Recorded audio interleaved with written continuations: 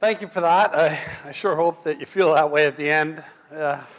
It's great to be back here live at the Queen in downtown Wilmington, a terrific place, my second time up on the stage. But today we're going to talk about financial literacy. Financial literacy, money and knowledge. Now, money is the root of all evil. Well, I don't actually believe that. I actually think that's a bit of a cop-out. I mean, we have money, we spend money, we use money, and money is important to us. When something goes wrong, we usually blame it on the money because we don't want to take personal responsibility. Knowledge, on the other hand, it's been said knowledge is, a little knowledge can be a dangerous thing. And that's true.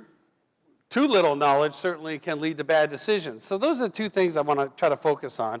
But first, let me give you a little perspective.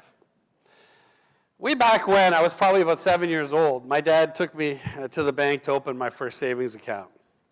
Many of you probably figure that was the beginning of the end, knowing my career choice. But, I was pretty interested in what was going on, and I opened that account, and then I found myself, every penny I found, every penny I earned, I put into that account.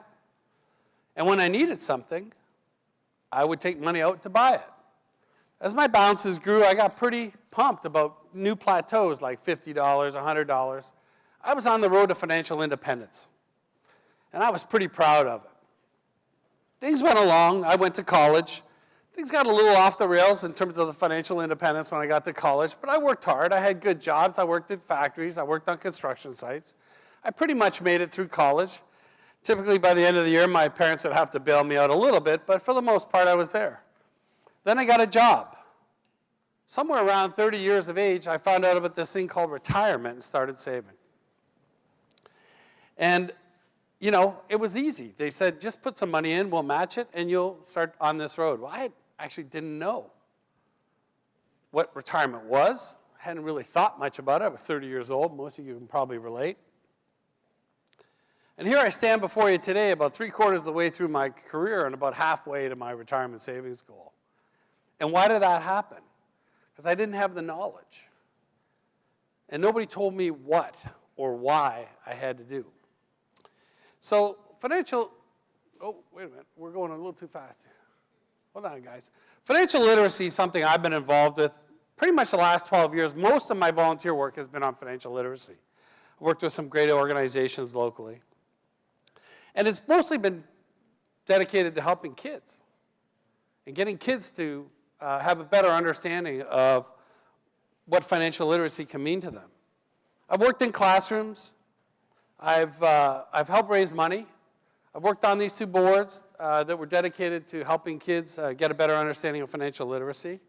I really think we moved the needle. I mean, we did tests before and after, and we got results that said, hey, the kids are learning something. And often in the classroom, I could say, hey, you know what? They're teaching this stuff. Some of the kids actually know it. It's pretty cool. But then I found out 83% of teachers said it's really important and that their kids are ready to learn. But only 35% of them are. So we're not teaching financial literacy in our schools, and we're not teaching it in our homes either. And the reason I know that is because probably the worst people at financial literacy are us, adults, and we're the ones that are supposed to be running the place. So what's going on here? Well, we're people. We're living in a pretty free society, and free speech is pretty important to all of us. We share our opinions openly in forums. We talk about what we like, what we dislike. We post stuff on the web, and we use social to share our opinions. Sometimes, unfortunately, we use social to share pictures too. And that's our free society. We like what we do, but we whisper about money. We don't want to talk about money. A study we recently did was pretty illuminating. More parents felt comfortable talking about the birds and the bees with their children than money. Now, my situation's probably a little different than that, awkwardly so, but that's the reality. And life comes at us really fast. I mean, we're born. We go to school. We go to college. We get a job. We get married. We have a family. And then all of a sudden, boom, it's retirement. and there's no more paychecks. Do we own our house? Do we have a savings fund? Financial advisors use a formula, and it says that, and this is a pretty popular theory, and you can look it up, it's not mine, but the general rule of thumb is, on the day you retire, if you take 4% of your savings or 401k, and take that as income in that year, adjusted for inflation, you should be able to do that, in most cases, for 30 years, and you'll run out of money roughly around the end of 30 years. So that sounds pretty reasonable. Let's take $1 million. $1 million would mean 4% would be $40,000. Now, you're going to get some Social Security, so you're probably talking between $60,000 and $70,000 to live on. And I think most of us would agree that we could probably do that at age 65. The problem is $1 million is a lot more money than we're really thinking about, than we really know how to get to. You have to put away $10,000 a year, earn an average 4% return, which today is pretty high, for 40 years to get to $1 million. Now, there's other ways. You can steal it. You can marry into it 2 or 3 times. But for most of us, the only answer is to save it. And the solution to the problem, if you haven't figured it out yet, is to get started now, which, in my case, I was a little late. Now, we all have dreams.